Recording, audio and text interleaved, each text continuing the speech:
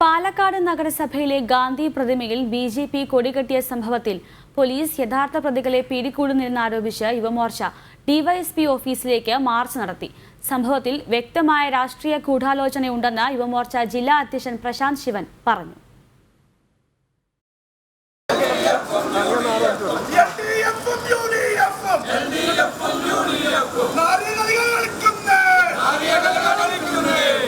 രാവിലെ 11 മണിയോടെയാണ് യുവമോർച്ച പ്രവർത്തകർ പാലക്കാട് ഡിവൈഎസ്പി ഓഫീസിലേക്ക് മാർച്ച് നടത്തിയത്.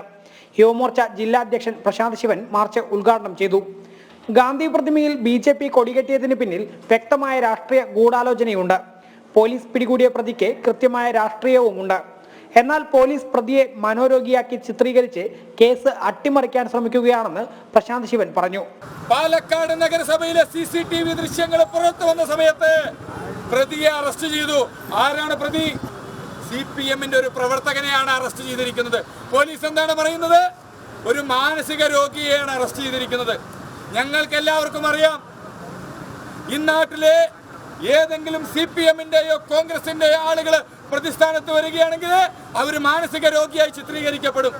കേസിലെ യഥാർത്ഥ പ്രതികളെ പിടികൂടാൻ പോലീസ് തയ്യാറായില്ലെങ്കിൽ വരും ദിവസങ്ങളിൽ കൂടുതൽ ശക്തമായ പ്രതിഷേധ പരിപാടികളിലേക്ക് യുവമോർച്ച കടക്കുമെന്നും അദ്ദേഹം വ്യക്തമാക്കി.